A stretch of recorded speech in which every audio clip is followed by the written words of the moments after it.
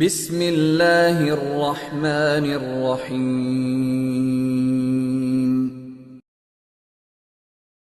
اللہ تعالیٰ نے اس امت پر یہ احسان اور فضل فرمایا کہ انہیں آخری نبی کا امت ہی بنایا اور ان کی کتاب کو ذمہ لیا کہ میں اس کی حفاظت کروں۔ انا نحن نزلنا الذکر و انا لہ لحافظون۔ جیسے میرے نبی پر اترا تھا یہ ویسے ہی میرے سامنے پڑا ہوا ہے۔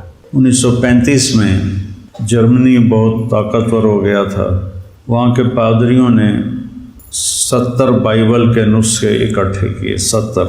ان کو جب آپس میں ملایا تو کوئی ایک نسخہ دوسرے سے نہیں ملتا تھا۔ اس میں کچھ اور لکھا ہوا ہے، اس میں کچھ اور لکھا ہوا ہے، اگلے میں کچھ اور لکھا ہوا ہے، اگلے میں کچھ اور لکھا ہوا ہے۔ تو انہوں نے اس پر قیاس کرتے ہوئے قرآن اکٹھا کیا۔ 1935 میں ابھی پریس اتنا عام نہیں تھا تو ہاتھ کے لکھے ہوئے نسخے زیادہ تھے، تو 40,000 قرآن کے نسخے اکٹھے کیے۔ اپنے تو 70 اکٹھے کیے، ہمارے 40,000 اکٹھے کیے، اور سارے کے سارے نسخوں کو انہوں نے کئی سال کی محنت کے بعد جوڑ کے دیکھا، جوڑ کے دیکھا، جوڑ کے دیکھا۔ 40,000 نسخوں میں کوئی فرق نہیں تھا۔ اللہ نے اس کی حفاظت کا ذمہ لیا۔ تورات، زبور، انجیل کسی کو یاد نہیں ہوتی تھی، کوئی اس کا حافظ نہیں ہوتا تھا، اس لیے ان کی نماز میں تلاوت نہیں تھی، تسبیح تھی جتنی کوئی پڑھ سکے۔ لیکن ہمیں اللہ نے ایسی نعمت عطا فرمائی کہ بوڑھا بھی یاد کر لیتا ہے، جوان بھی یاد کر لیتا ہے، بچہ بھی یاد کر لیتا ہے، اور اگر وہ اس کا مطلب جانتا ہو اور نماز میں وہ قرآن پڑھ رہا ہو تو وہ ایک نئی دنیا میں ہوتا ہے، ایک نئے جہان میں ہوتا ہے جس میں گم ہو جانا۔ حضرت علی رضی اللہ تعالیٰ عنہ علیہ السلام کو تیر لگا تو انہوں نے نکالا تو نکلا نہیں، تو انہوں نے چھوڑ دیا کیونکہ تکلیف بہت ہو رہی تھی۔ تو وہ نماز کے لیے کھڑے ہوئے تو انہوں نے تیر آرام سے نکال لیا۔ تو نماز کے بعد فرمایا تیر نکال لیا؟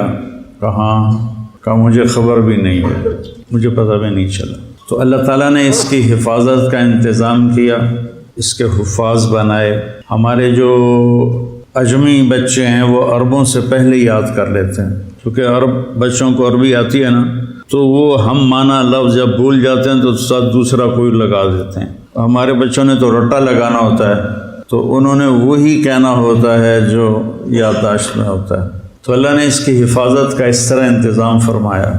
اور پھر پہلے تورات، زبور، انجیل کے اترنے پر آسمان کے دروازے بند نہیں ہوتے تھے، لیکن جب قرآن اترنے کا وقت آیا تو اللہ نے سارے آسمان کے دروازوں پہ پہرے لگا دی۔ تو اس وقت شیطان اوپر جاتے تھے اور وہاں سے فرشتوں کی باتیں سن کر نیچے آ کے جادوگروں کو بتاتے تھے۔ جب اللہ نے قرآن اتارنے کا نظام چلایا تو آسمان کے دروازے بند اور ان پر پہرے لگا دیے۔ اب جب کوئی شیطان اوپر چڑھتا تھا تو فرشتے اس پر آگ برساتے تھے، وہ جل کے بھسم ہو جاتا تھا۔ تو اللہ نے قرآن کی حفاظت کا اس طرح انتظام کیا۔ اور پھر میرے نبی نے فرمایا جب رات اندھیری کی طرح فتنے چھا جائیں اور ہاتھ کو ہاتھ سجھائی نہ دے تو تم قرآن کو مضبوطی سے پکڑ لے کہ اس میں کوئی چیز داخل نہیں کر سکتی، نہ نکال سکتا ہے نہ داخل کر سکتا ہے۔ یہ اللہ کا ایسا خوبصورت نظام ہے اس میں۔ فَإِنَّهُ مَاحِلٌ مُصَدَّقٌ وَشَافِعٌ مُشَفَّعٌ۔ اس کا جھگڑا بھی اللہ قبول کرے گا، اس کی شفاعت بھی اللہ قبول کرے گا۔ مَنْ جَعَلَهُ أَمَامَهُ قَادَهُ إِلَى الْجَنَّةِ۔ جو قرآن کو آگے رکھے گا، آگے رکھنے کا مطلب ہے کہ اپنے آپ کو قرآن کی زندگی کے تابع کر دے گا۔ قرآن جس زندگی کو بتاتا ہے یہ اس کے تابع ہو جائے گا اور اپنی ساری خواہشات کو اس پہ قربان کر دے گا۔ تو ساقہ الی الجنہ، قرآن اس کا ہاتھ پکڑ کے اس کو جنت میں پہنچا دے۔